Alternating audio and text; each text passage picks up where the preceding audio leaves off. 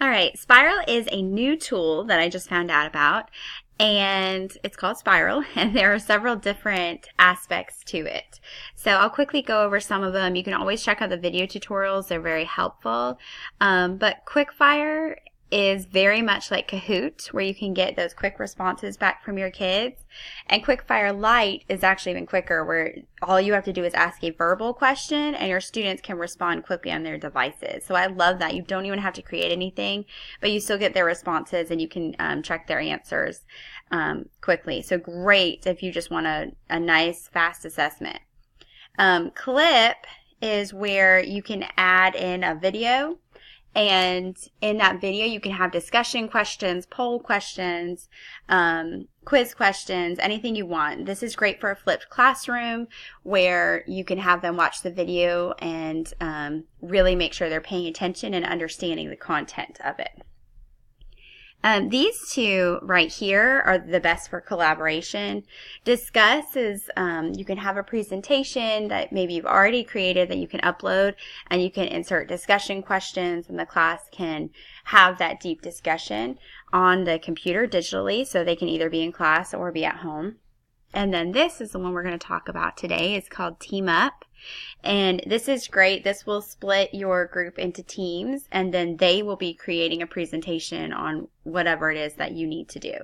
So all I've done is I've gone to classes, and if you have Google Classroom, you can import your students, so it's nice and easy to do that. We don't have the Google Suite, so I don't have that. I added a new class, and I added some of my students over here. It will generate a class code, and what I love about this is that I can click this and it will copy it to a clipboard. And since my students are very familiar with using our third grade blog, I can just leave this in third grade blog. They can click it for easy access to the website to access the information. But once your students are in, you're ready to go. This took me no time at all to get set up and prepared, which is wonderful. So if we go back here, I'll show you this, and then I'll show you what it looks like for students as they're logging in. I set mine up for European Explorers. This is something that we teach in third grade. Your students will be down here. You can drag and drop them into teams, or you can randomize teams. So students per team, 6 students. Let's say I want to make that... Let's say I want to have 3 teams, so there's going to be 4 students in each team. So I'll go ahead and hit apply, and it will go ahead and generate that. Now, if I see 2 students that don't belong together, I can always move them. But for the purpose of this, we are good to go. They've made their team, and I can hit launch, or I can save this as a lesson plan and assign it later as I need to, whatever I need to do. So if I hit launch, it will open up, and I can either set it as an assignment where they have a certain period to do it, or I can launch it as a session where I control it, but all students would have to be there. So this is more if I wanted them to be working on it at home or over the period of a couple of days, and this is if we're doing it here and I'm giving them direction as we do it. So this would be the student view. So after they click on the link that I would post in my blog, but you can always just send to them, then they can hit join using code. And mine was this one. And then you can go ahead and enter your name. So even if you don't have the classes added, you can have them just enter their name and go in.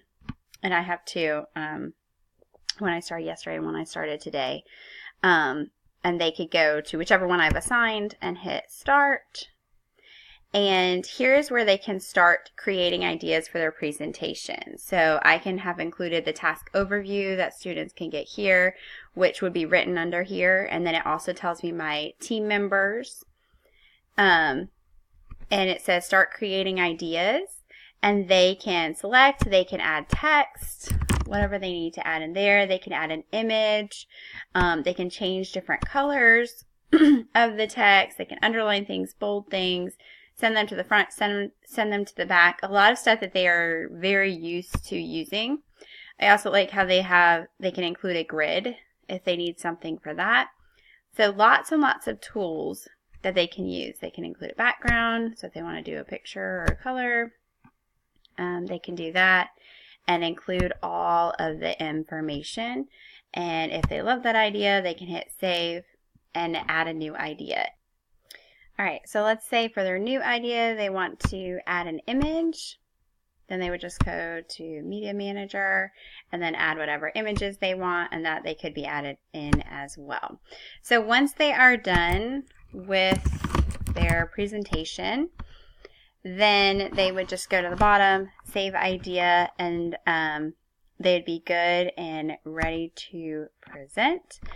So since they've all been working on different slides, they can decide on the order, and they can start dragging whatever they want for the first slide and the next slide down, ready to go. And if they are presenting that day or later that day, they click to present, says ready to present, and they are good to go. Now back on the teacher view, once a team says that they're ready to present, you'll get a view that looks like this, and you can review what they've done, and once they're ready to present, you can click on that, and it allows the team to start presenting ideas. So you would hit present and they'd be up there.